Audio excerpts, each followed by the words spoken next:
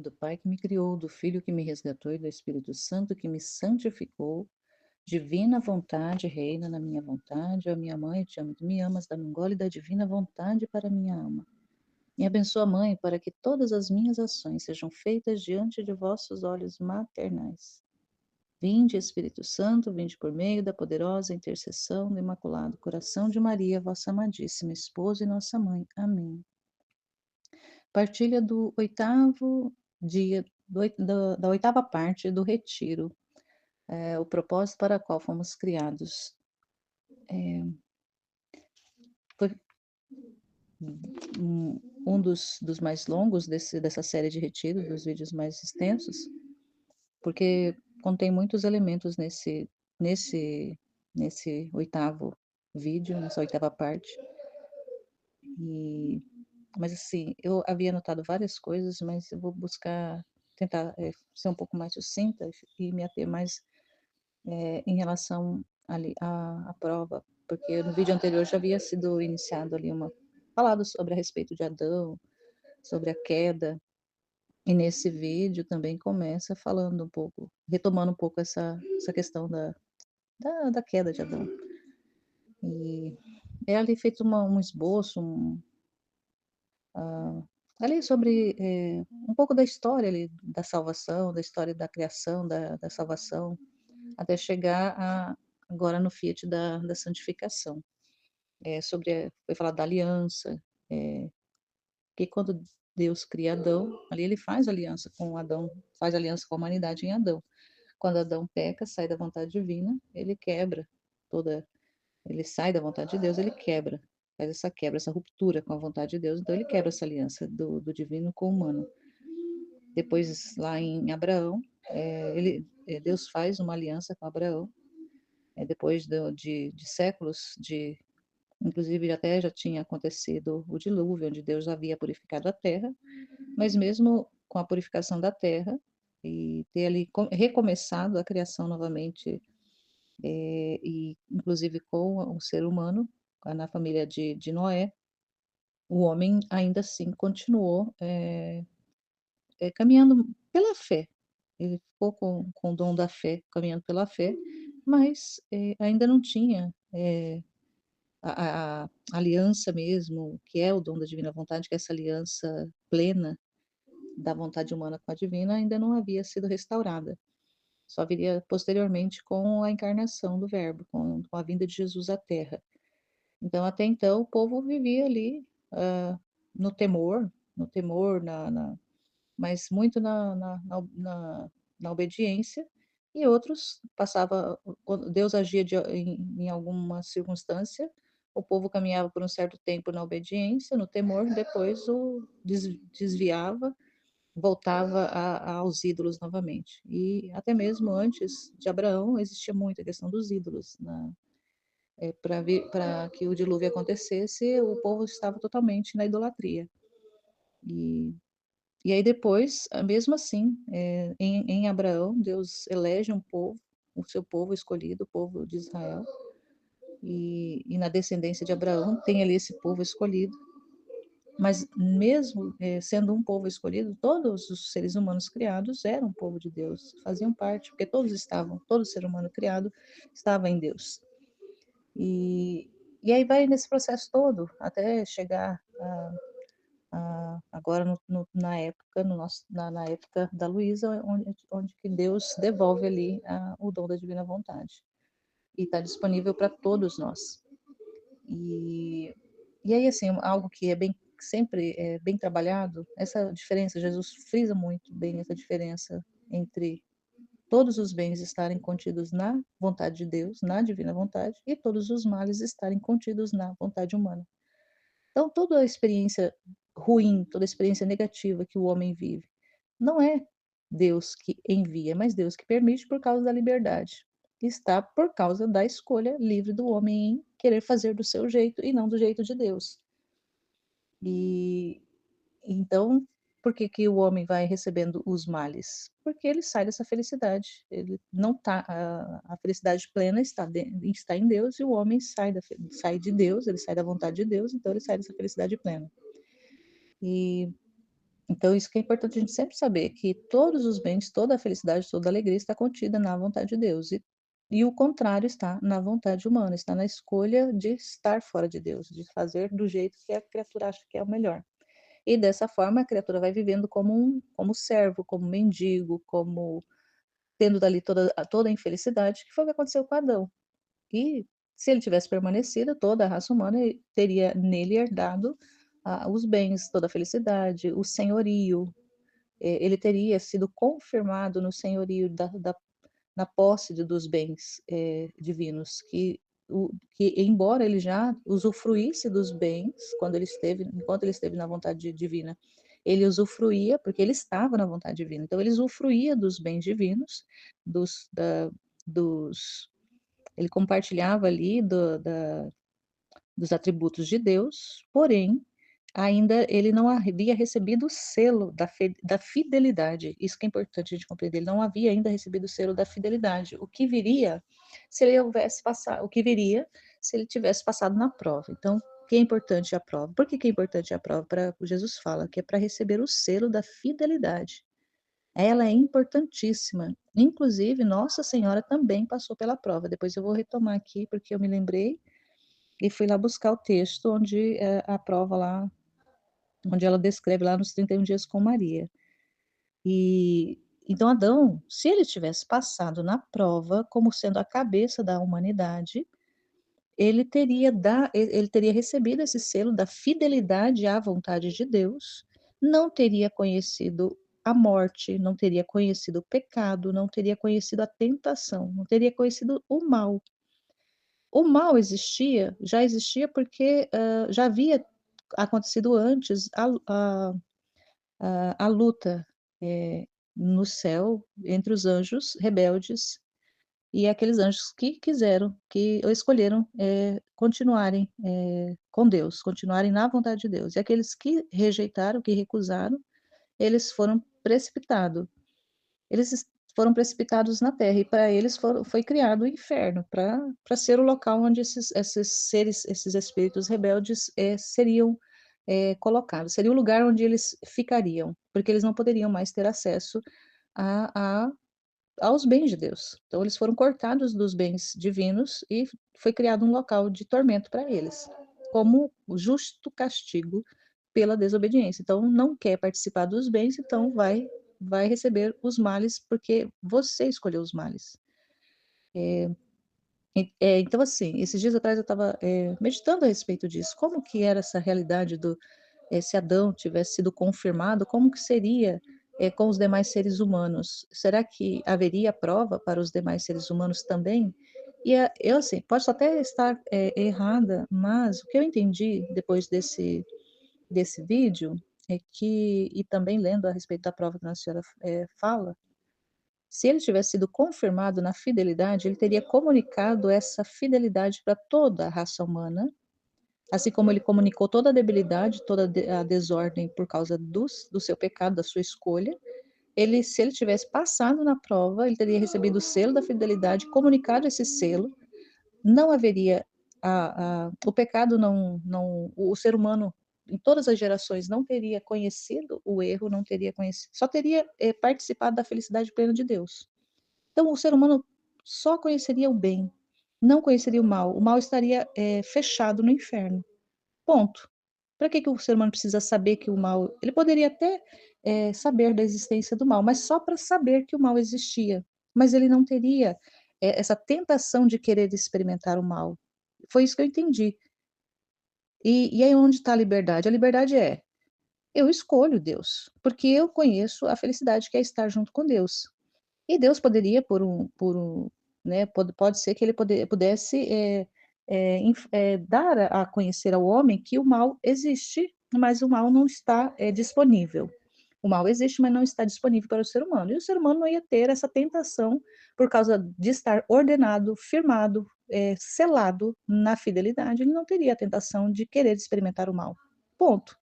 Então, é uma escolha livre por Deus? Sim, porque eu creio que Deus iria informar para o homem que se né, se o ser humano não tivesse, né, se o Adão não tivesse passado na prova, o que o ser humano poderia ter experimentado. Por que que eu pensei dessa forma? Porque lendo lá, quando Nossa Senhora fala para Luísa da prova, ela vai falar que ela é interessante escutar o que ela fala. Por isso que assim, me chamou, eu fui atraída para poder ler essa parte, para compreender melhor o que Nossa Senhora fala da prova. Aí ela vai dizer assim, é muito interessante para a gente compreender isso. Ela diz assim para Luísa lá no quarto dia, a prova.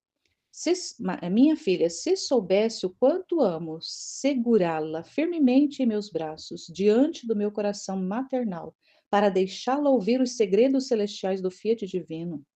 E se você tanto suspirar, me escutar, serão meus suspiros que ecoarão em seu coração. É a mãe que quer sua filha, que lhe quer confiar seus segredos e narrar-lhe a história do que a divina vontade operou em mim. Ela vai narrar para Luísa a história que a divina vontade, da operação da divina vontade nela. Filha do meu coração, preste atenção em mim. É meu coração de mãe que quer se derramar para sua filha. Quero contar-lhe os meus segredos que até agora não revelei a ninguém, porque a hora de Deus ainda não havia soado. Deus quer oferecer graças surpreendentes às criaturas que em toda a história do mundo não concedeu a ninguém. É o que ele está revelando para nós no livro do céu. Quer dar a conhecer os prodígios do Fiat divino e o que ele pôde fazer na criatura que se deixar dominar por ele. Portanto, quer colocar-me como modelo à vista de todos.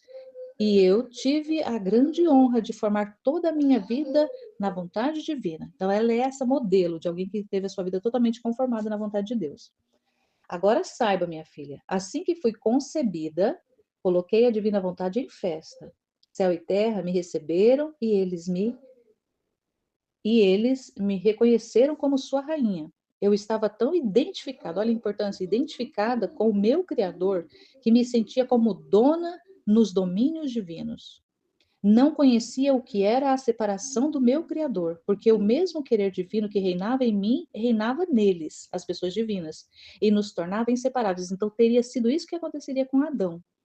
Seria um reino tão pleno, tão poderoso, que ele ficaria tão identificado com o Criador que não conheceria separação. E enquanto tudo era sorriso e festa entre mim e eles, vi que não poderiam confiar em mim se não tivessem uma prova. Olha só, estava totalmente unida, mas precisava de uma prova. A prova não era para Deus, mas era para ela. Minha filha, a prova é a bandeira que dá vitória. A prova amadurece e dispõe a alma para adquirir grandes conquistas. Eu também vi a necessidade dessa prova. Ela quis ser provada também, porque queria testar ao meu Criador, em retribuição dos tantos mares de graças que me havia dado, um ato da minha fidelidade, que me custaria o sacrifício de toda a minha vida. Que belo é poder dizer: Ele me amou e eu o amei. Mas sem a prova nunca se poderia dizer isso. Adão também teria tido essa experiência se ele tivesse passado na prova. Agora, minha filha, saiba que o divino Fiat me fez conhecer a criação do homem, inocente e santo. Então, ela conheceu a criação do Adão antes do pecado. Também para ele tudo era felicidade. Ele dominava toda a criação e todos os elementos eram obedientes às suas ordens. Como o querer divino reinava em Adão, em virtude desse, ele também era inseparável do seu Criador, assim como Nossa Senhora. Por tantos bens que Deus lhe deu para ter um ato de fidelidade em Adão, Deus ordenou que antes, que apenas não tocassem um fruto dos tantos que estavam no Éden terrestre. Era a prova, né?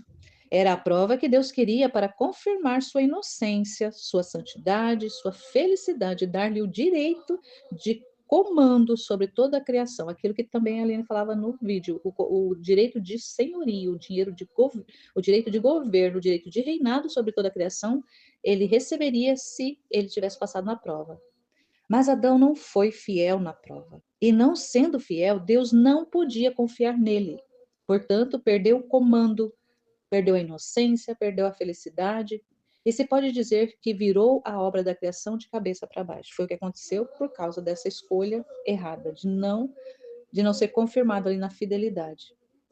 Agora saiba, filha do meu coração, que ao conhecer o grave mal da vontade humana em Adão e toda a sua descendência, ou seja, nós aqui, todos nós, eu, sua mãe celestial, embora apenas concebida, chorei amargamente lágrimas copiosas sobre o homem decaído. E o querer divino, ao me ver chorando, pediu-me por prova que cedesse a ele minha vontade humana. A prova foi ela ceder à vontade dela.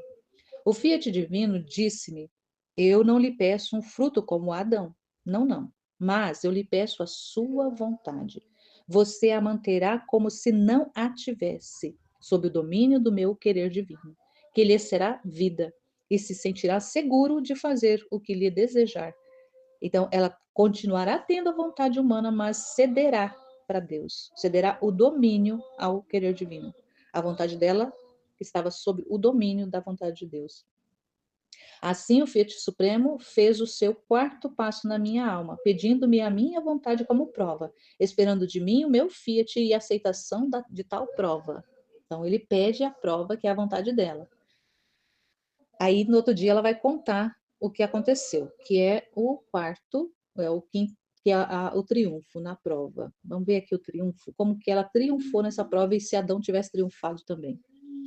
Olha aqui. Minha querida filha, como anseio confiar meus segredos à minha filha, segredo que me darão tanta glória e que glorificarão aquele Fiat divino que foi causa primária da minha imaculada conceição, da minha santidade, soberania e maternidade. Então, tudo é a causa de Maria ser quem ela é a divina vontade. Eu devo tudo ao Fiat, não conheço outro. Todas as minhas sublimes prerrogativas, com as quais a Igreja me honra, e não são senão os efeitos daquela divina vontade que me dominava, reinava e vivia em mim. Por isso, anseio tanto que se conheça quem é esse que produzia em mim tantos privilégios e efeitos admiráveis de surpreender céu e terra. Maria só é o que é por causa da divina vontade e o quanto ela deseja que nós conheçamos quem é esse que opera tantos prodígios, tantos milagres, é, tantos privilégios nela. Ouça-me, querida filha, como o Ser Supremo me pediu o meu querer humano, entendi o grave mal que a vontade humana pôde fazer na criatura e como ela põe tudo em perigo, até as mais belas obras do seu Criador. Ela entendeu porque ele mostrou para ela Adão inocente, como ele gozava de todos os bens, e depois mostrou Adão caído, Adão desordenado, Adão que comunica toda essa realidade da desordem para toda a família humana. Ela conheceu, ela viu, antes da prova. Olha que importante. Por isso que eu entendi assim que se ele tivesse passado na prova, Deus poderia nos dar a conhecer como teria sido, mas apenas para conhecer, mas não teríamos a tentação de desejar, assim como Nossa Senhora, ela não teve a tentação de desejar, porque ela estava totalmente, ela conhecia o que era o bem e ela conheceu por intelectividade, ele deu a ela conhecer o que era o mal, da escolha humana, da criatura viver na vontade humana. E ela, por ter compreendido o mal, ela ter visto o mal, conhecido o mal, não por experiência, mas por saber, por compreender, ela pôde escolher.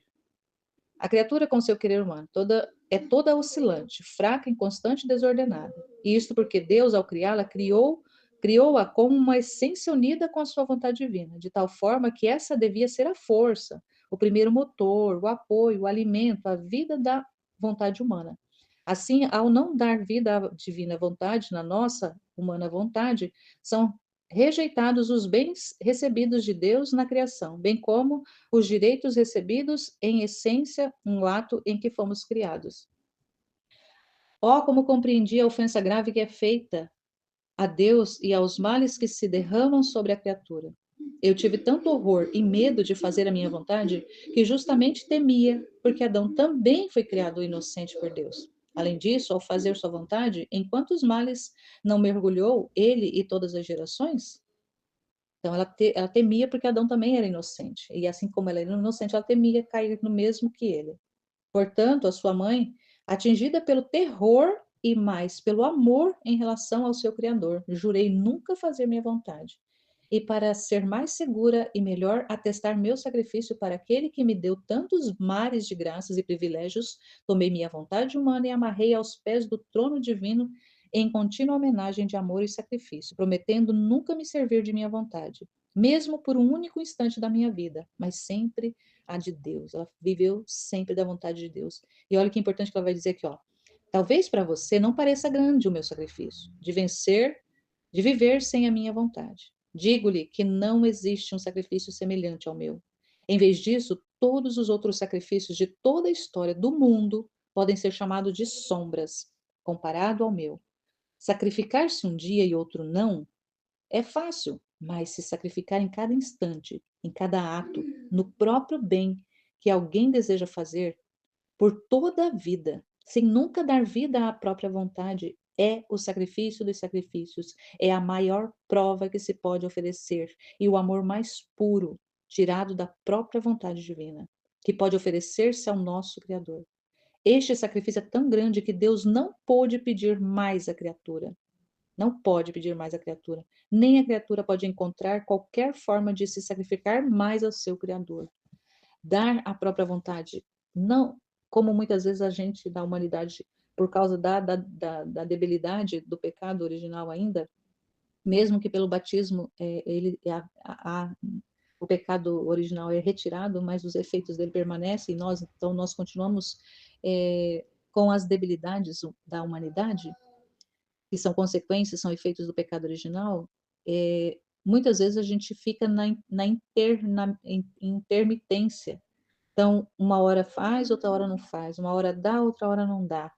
Tem essa debilidade. Ela não teve um minuto da vida dela, ela não teve um ato da vida dela, não teve um segundo, não teve um momento, não teve uma circunstância na vida dela em que ela não, ela, que ela fez a vontade dela, em tudo, tudo, tudo, tudo, tudo, em todos os momentos. Então, ela foi a mais sacrificada de todas. Ela, inclusive, deu o próprio filho, a árvore da vida, ela devolveu para Deus. Ela poderia ter ali um ato de vontade humana e ter quebrado. Ali ela romperia com todo o processo. Se ela tivesse falado, não, eu não entrego meu filho. Mas ela deu tudo, tudo, tudo, tudo era tudo. Ela entendeu a vontade de Deus. Ela entendeu o mal da vontade humana, entendeu o bem da vontade divina e aceitou dar-se. E é tão importante a gente compreender isso. E aí, eu também tinha lido, ao mesmo tempo que eu ouvi o vídeo, eu também havia lido na Valtorta aquela parte em que Jesus ensina os discípulos lá, o João, o Judas e o Simão Zelotes lá no Monte do Jejum e no período da tentação lá, onde ele vai ensinar lá como que ele venceu a prova. E Jesus também foi provado. E olha só, Adão não passou pela prova, Eva também porque eles estavam juntos, mas era Adão, a prova era para Adão. Nossa Senhora, Maria, ela passou pela prova, ela conheceu o bem da vontade de Deus e conheceu, não por experiência, mas conheceu por, por, por, por conhecimento mesmo, por conhecimento intelectivo, Deus deu para ela a informação, ela conheceu por informação o mal da vontade humana e ela escolheu fazer em tudo, tudo, em tudo, em tudo, toda a sua vida, nem um segundo foi fora da vontade de Deus. E Jesus também passa pela prova por, por nós. Ela passou por ela, para ela ser a rainha, para ela ser aquela que receberia o verbo. E Jesus, ele passa pela prova no lugar de Adão por toda a humanidade. Ele passa pela prova no nosso lugar. E, e aí é importante entender o que ele ensina lá da experiência que ele teve lá no deserto, de passar pela prova. E ali ele se esvazia de toda a condição divina e se torna ali um homem para passar pela prova. E é muito bonito o que ele ensina lá. Embora está no contexto da redenção, mas serve muito. O que Jesus ensina serve muito para a gente compreender e trazer esse ensinamento também na divina vontade. Por isso que eu vou ler alguns pedacinhos aqui. Ele, né, é bem extenso o capítulo, eu vou pegar só uns pedaços. Ele vai dizer aqui, ó, quando Judas lá, ele acha que ele poderia ter sido formado lá por um mestre. E aí ele vai dizer assim: podia eu encontrar um rabi que me dissesse mais do que me dizia o poder e a sabedoria de Deus?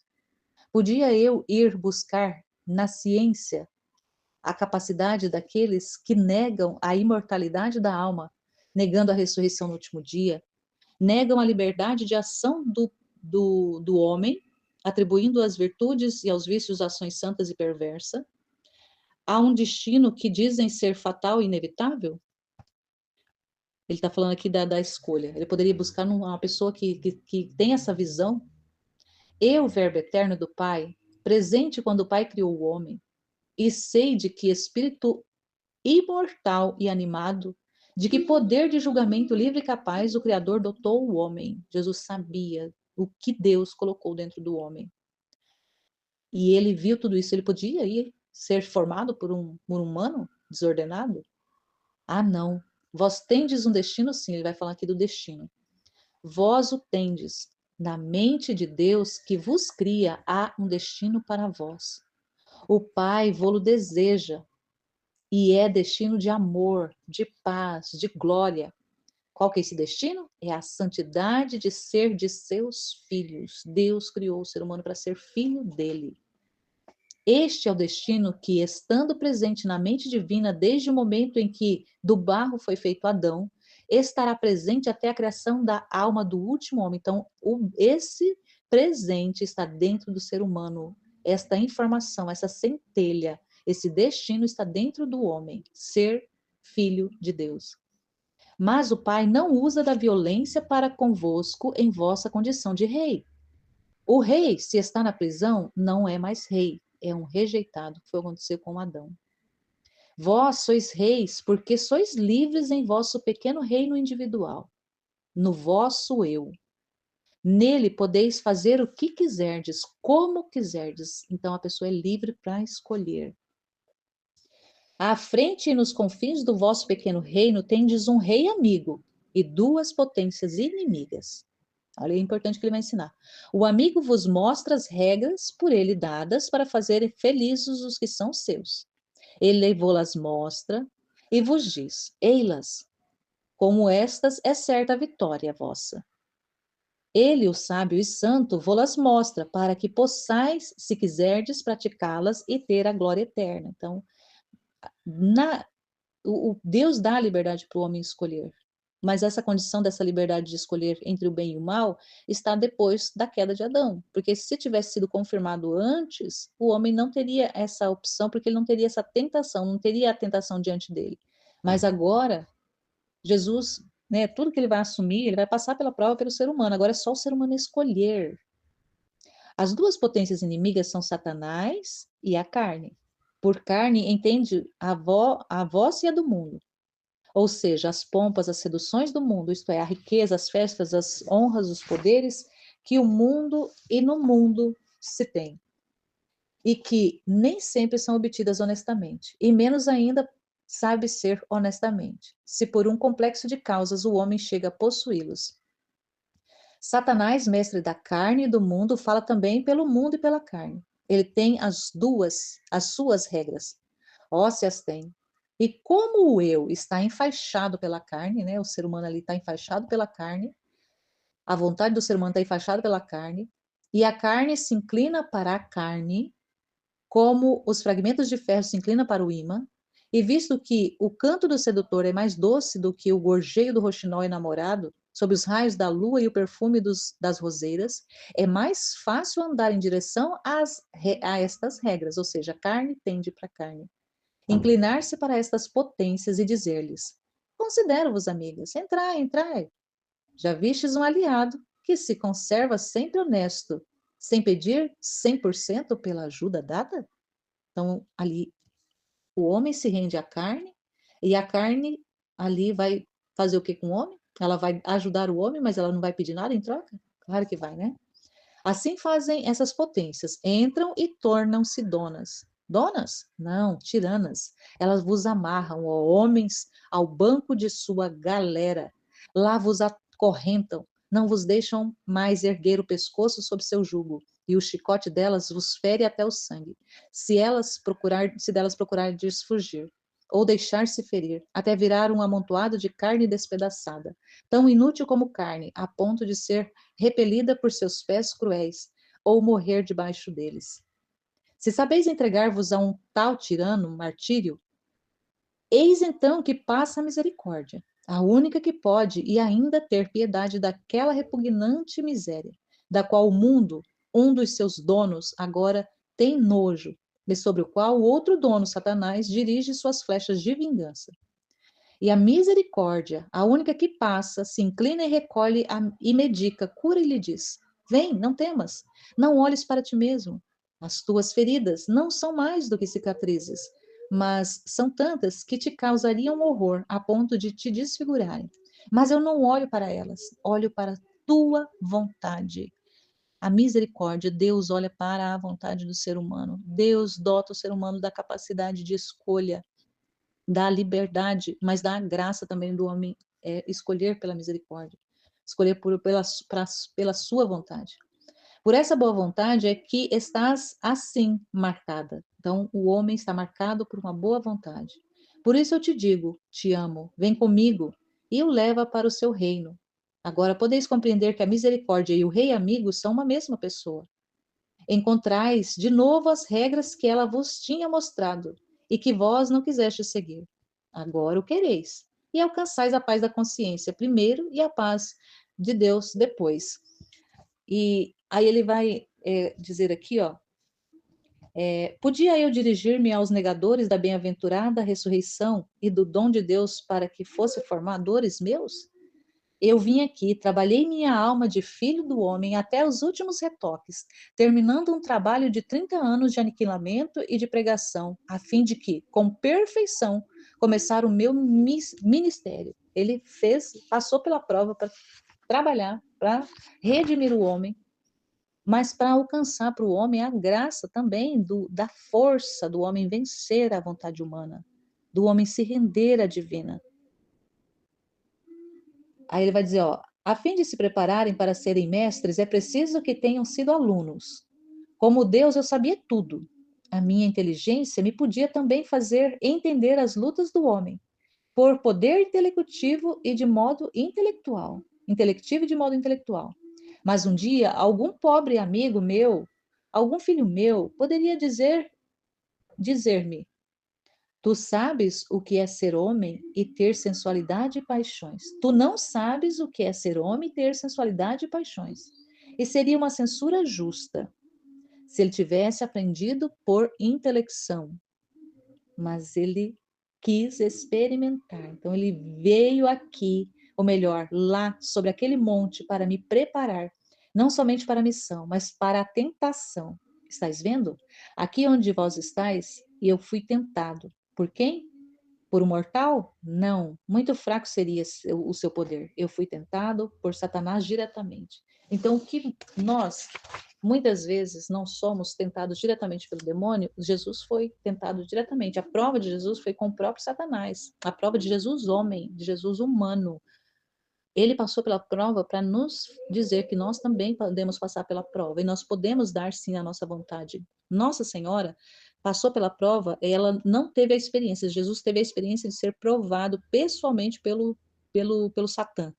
Nossa Senhora, ela teve a informação do bem, da vontade humana no homem originalmente criado, e ela também teve a informação do mal após a desobediência. Jesus aqui, ele assume de verdade, em fato, concretamente essa realidade. Ele assume a realidade da carne, ele assume a realidade de ser tentado, humanamente tentado pelo inimigo. Ó, o homem tinha vencido a tríplice batalha em Jesus. O homem sabia o que queria dizer ser homem e tinha vencido. Estava exausto. Aqui Jesus, o Jesus humano. A luta tinha sido mais desgastante do que o longo jejum, mas o espírito se agigantava. Creio que com isto os céus se regozijaram diante deste meu aperfeiçoamento de criatura dotada de conhecimento. Eu creio que a partir daquele momento veio a mim o poder do milagre. Tinha sido Deus, tornara-me o homem. Agora, vencendo o animal, que estava ligado à natureza do homem, eis que eu era o homem-deus. Eu sou. E como Deus tudo posso, e como homem tudo conheço. Ele conheceu por experiência. Fazei vós também como eu, se quiserdes fazer o que eu faço, e fazei-o em memória de mim. Então, não é que nós precisamos fazer aqui na Divina Vontade, passar por essas realidades de tentação, de de ascese, de virtudes, isso tudo que Jesus ensina na Valtorta, na divina vontade a gente não vive essa realidade para poder entrar na divina vontade. É um trabalho, interior que ele vai fazendo de purificação da nossa alma, da nossa vontade, para que a nossa vontade seja totalmente conformada dele. Mas desde que a gente toma conhecimento, já desde o início, quando a gente vai acessando esses escritos, a nossa vontade ela é movida, ela é atraída a ser já entregue, pelo menos, ao menos no início é a intenção, porque o que o senhor fala também em trechos é que ele olha para a intenção.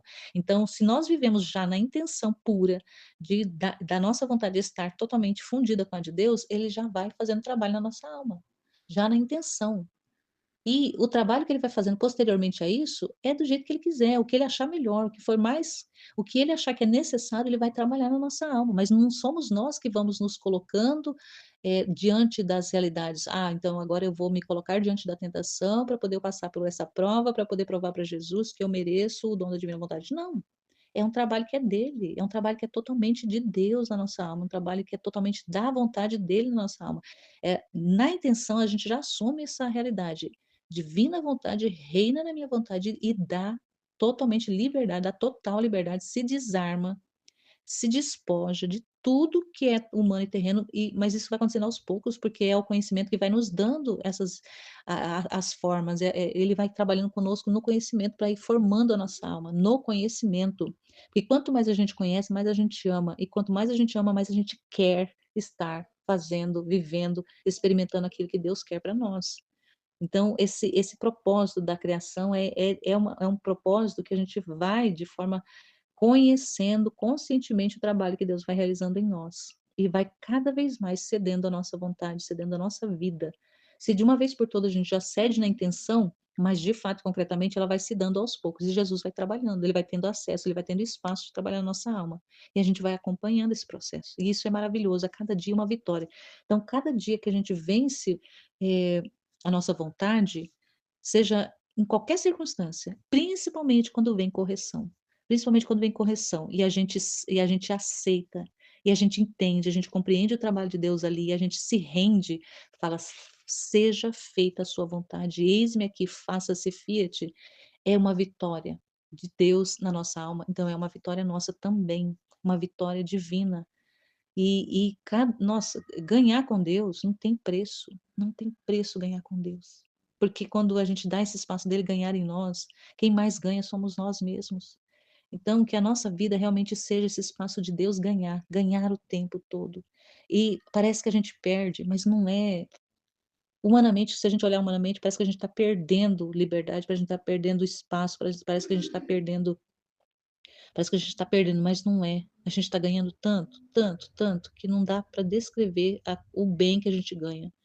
E Nossa Senhora, ela entendeu isso. Ela entendeu o bem de estar na vontade de Deus, de viver 100% na vontade de Deus, e o mal que é um, uma vírgula fora da vontade de Deus. Então, como ela entendeu isso, ela viveu totalmente conformada. Então, ela é nosso modelo, sim, mas ela era perfeita. Mas uma vez que a gente tem a intenção de dar a vontade, ceder a nossa vontade, de dar, Senhor, eis aqui a minha vontade, ela é sua, faça dela o que o Senhor quiser, disponha dela conforme o Senhor melhor lhe aprouver, a gente vai fazendo isso, ele vai nos ensinando, aos poucos, aos goles, ele vai nos ensinando como que ele está trabalhando. E a gente vai compreendendo, e cada vez mais a gente quer isso. Eu quero essa vida, Senhor. Eu não quero a vida da minha vontade, eu quero a vida da sua vontade. E a gente, não é que a gente perde a liberdade, é onde a nossa liberdade é mais autêntica. Quando a gente cede a nossa vontade para Deus reinar, para Deus governar, para Deus decidir em nós, é aonde a nossa liberdade é mais autêntica, é mais verdadeira, é mais plena. Porque nossa, é maravilhoso dar a vontade para Deus, é maravilhoso ceder a nossa liberdade para Deus, porque é onde a gente é mais livre, porque Ele nos fez para a liberdade, foi para a liberdade que Ele nos criou, a liberdade de ser filhos de Deus. Liberdade de ser filho de Deus não tem preço, não tem nada nessa terra que paga a liberdade de ser um filho de Deus, de ser um com Deus, de ser espaço da vida de Deus, de ser aquilo para o qual Deus nos fez. Amém, Fiat.